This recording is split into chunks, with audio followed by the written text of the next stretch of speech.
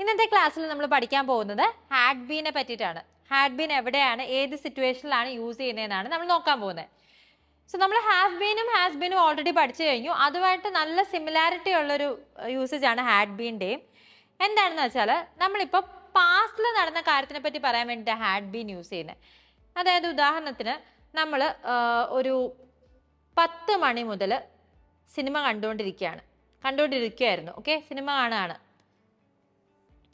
അപ്പോൾ നമ്മളിങ്ങനെ സിനിമ കണ്ടുകൊണ്ടിരുന്നപ്പോൾ എന്താ സംഭവിച്ചത്? പെട്ടെന്ന് നമുക്കൊരു കോള് വന്നു. ഇവിടെ വെച്ച് നമുക്കൊരു കോള് വന്നു. അപ്പോൾ ഈ സിനിമ കാണുന്ന പരിപാടി നമ്മളങ്ങ് നിർത്തി കംപ്ലീറ്റ് ആയിട്ട്. ഇതെല്ലാം പാസ്റ്റിൽ നടന്ന കാര്യമാണ്. അതായത് 10 മണി മുതൽ ഒരു സിനിമ കണ്ടുകൊണ്ടിരിക്കുകയായിരുന്നു. അപ്പോഴാണ് ഒരാൾ വിളിച്ചത്. അപ്പോൾ ആ സിനിമ എന്ത് ചെയ്തു? നമ്മൾ കാണുന്നത് നിർത്തി. ആ പ്രവൃത്തി അവിടെ നിന്നുപോയി.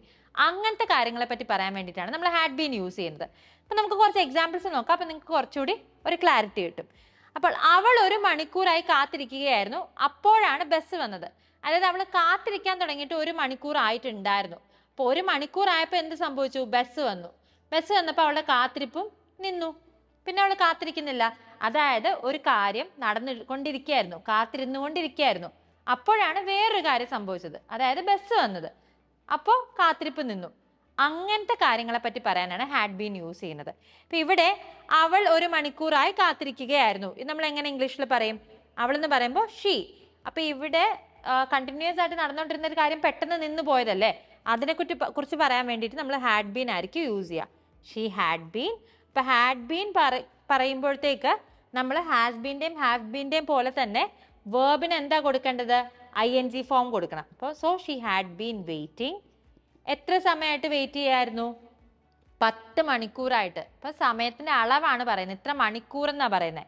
അപ്പോൾ 10 hours. അപ്പോൾ എന്താ സംഭവിച്ചത്? എന്ത് സംഭവിച്ചു? when the bus arrived. എല്ലാം പാസ്റ്റ് ടെൻസിൽ എഴുതണേ, അത് പ്രത്യേകം ശ്രദ്ധിക്കണം. ഓക്കെ, ഹാഡ് ബീൻ യൂസ് ചെയ്യുന്ന സമയത്ത് നമ്മൾ എന്ത് സംഭവിച്ചപ്പോഴാണ് ഈ ആക്ഷൻ നിന്നത് എന്ന് പറയാൻ വേണ്ടിയിട്ട് പാസ്റ്റ് ടെൻസ് തന്നെ യൂസ് ചെയ്യണം, പ്രസന്റ് ടെൻസ് യൂസ് ചെയ്യല്ലേ. ഇതെല്ലാം നേരത്തെ കഴിഞ്ഞു പോയ കാര്യമാണ്. ചിലപ്പോൾ അവൾ ഇന്നലെ ബസ്സിന് 10 മണിക്കൂറായിട്ട് കാത്തിരിക്കുകയായിരുന്നു കാണും. അപ്പോൾ ഇന്നലെ ബസ് വന്നപ്പോഴാണ് അവളുടെ കാത്തിരിപ്പ് കഴിഞ്ഞത്. അപ്പോൾ ഇതെല്ലാം പാസ്റ്റ് ടെൻസിലെ കാര്യങ്ങളാണ്. അപ്പോൾ എല്ലാത്തിനും പാസ്റ്റ് ടെൻസ് യൂസ് ചെയ്യാനായിട്ട് പ്രത്യേകം ശ്രദ്ധിക്കണം.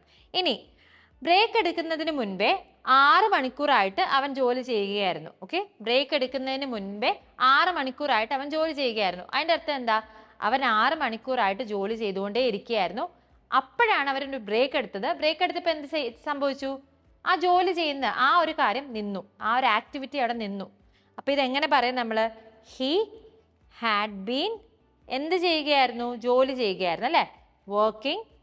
എത്ര സമയമായിട്ട്? 6 മണിക്കൂറായിട്ട് ജോലി ചെയ്യുകയായിരുന്നു. So he had been working for 6 hours. അപ്പോൾ എന്താ സംഭവിച്ചത്? അപ്പോൾ പെട്ടെന്ന് വേറൊരു കാര്യം നടന്നു. എന്ത് പറ്റി? അവൻ ബ്രേക്ക് എടുത്തു അല്ലേ. So he had been working for 6 hours before he took a break. അപ്പോൾ ഇതെല്ലാം ഞാൻ പാസ്റ്റ് ടെൻസിലാണ് എഴുതിയിരിക്കുന്നത്. നിങ്ങൾക്ക് first sentence he had been working for 6 hours, അത് നിങ്ങൾക്ക് ഹാഡ് ബീൻ യൂസ് ചെയ്തിട്ട് എഴുതാം. പക്ഷേ സെക്കൻഡ് സെൻറ്റൻസ് നിങ്ങൾ എഴുതുമ്പോൾ V2 ഫോം യൂസ് ചെയ്യണം, സിമ്പിൾ പാസ്റ്റ് ടെൻസിൽ എഴുതണം. ഓക്കെ, ഇപ്പോൾ 2 സെൻറ്റൻസസും പാസ്റ്റ് ടെൻസിൽ തന്നെ വരണം. എന്തുകൊണ്ടാണ്? കാരണം ഇത് നേരത്തെ കഴിഞ്ഞു പോയ കാര്യമാണ്. നമുക്ക് ഒന്നുകൂടെ ഒന്ന് റിവൈസ് ചെയ്യാം. എപ്പോഴാണ് നമ്മൾ ഹാഡ് ബീൻ യൂസ് ചെയ്യുന്നത്? ഒരു കാര്യം നമ്മൾ എപ്പോഴോ ചെയ്തുകൊണ്ടിരിക്കുകയായിരുന്നു, ഇത്രയും സമയമായിട്ട് ചെയ്തുകൊണ്ടിരിക്കുകയായിരുന്നു. അപ്പോഴാണ് വേറൊരു കാര്യം സംഭവിച്ചത്. അപ്പോൾ ചെയ്തുകൊണ്ടിരുന്ന കാര്യം നിർത്തി. ഇപ്പോൾ ഉദാഹരണത്തിന് നമ്മൾ അടുക്കളയിൽ ഞാനിപ്പോൾ കുക്ക് ചെയ്തുകൊണ്ടിരിക്കുകയായിരുന്നപ്പോഴാണ് ഏതോ ഒരു വിസിറ്റർ വന്നു. അപ്പം ഞാൻ എന്ത് ചെയ്തു? കുക്ക് ചെയ്തുകൊണ്ടിരിക്കുന്ന പരിപാടി നിർത്തി. അങ്ങനത്തെ കാര്യം പറയാൻ വേണ്ടിയിട്ടാണ് നമ്മൾ ഹാഡ് ബീൻ യൂസ് ചെയ്യുന്നത്. അപ്പം നമുക്ക് ഒരു എക്സാമ്പിൾ ഞാൻ കൊടുത്തിട്ടുണ്ട്, അത് നിങ്ങളൊന്നൊരു ഹോംവർക്ക് പോലെ ചെയ്യുക. എന്താണ് എക്സാമ്പിൾ? പരീക്ഷ തുടങ്ങുന്നതിന് മുൻപേ അവർ മാസങ്ങളായി പഠിക്കുകയായിരുന്നു. അപ്പോൾ ഇവിടെ എന്താ പറയുന്നത്? അവർ മാസങ്ങളായിട്ട് പഠിച്ചുകൊണ്ടിരിക്കുകയായിരുന്നു. ആ പഠനം നിർത്തിയത് എപ്പോഴാണ്? പരീക്ഷ തുടങ്ങുന്നതിന് മുൻപെയാണ് അവർ ആ പഠനം നിർത്തിയത്. സോ അങ്ങനത്തെ കാര്യങ്ങൾ പറയാൻ വേണ്ടിയിട്ടാണ് നമ്മൾ ഹാഡ് ബീൻ യൂസ് ചെയ്യുന്നത്. നിങ്ങൾ ശ്രദ്ധിക്കേണ്ട കാര്യം എന്താ? സബ്ജക്റ്റ് മാറുന്നതനുസരിച്ച് ഒരു വ്യത്യാസം വരില്ല. ഇപ്പം ഒരാളെ പറ്റി പറഞ്ഞാലും 100 ആളുകളെ പറ്റി പറഞ്ഞാലും I ആണ് യു ആണ് സബ്ജക്റ്റ് എങ്കിലും എന്ത് തന്നെ ആയാലും ഹാഡ് ബീൻ തന്നെയാണ് യൂസ് ചെയ്യുന്നത്. അവിടെ ഒരു മാറ്റവും ഇല്ല. പക്ഷെ ഹാഡ് ബീനിന് ശേഷം വരുന്ന വേർബ് ഏത് ഫോമിലായിരിക്കണം? ING ഫോമിലായിരിക്കണം.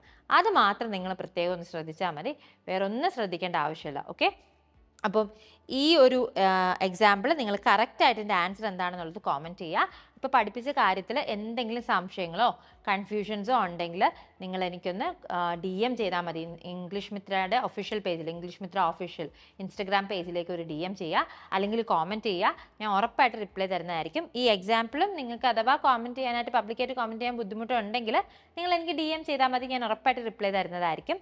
അപ്പോൾ ഈ വീഡിയോ ഇഷ്ടപ്പെട്ടെങ്കിൽ എന്താ ചെയ്യേണ്ടത്? വീഡിയോ ലൈക്ക് ചെയ്യുക, ഷെയർ ചെയ്യുക, ചാനൽ സബ്സ്ക്രൈബ് ചെയ്യുക.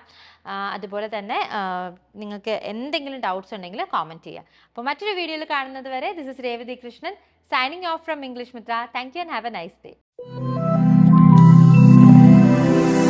English Mitra.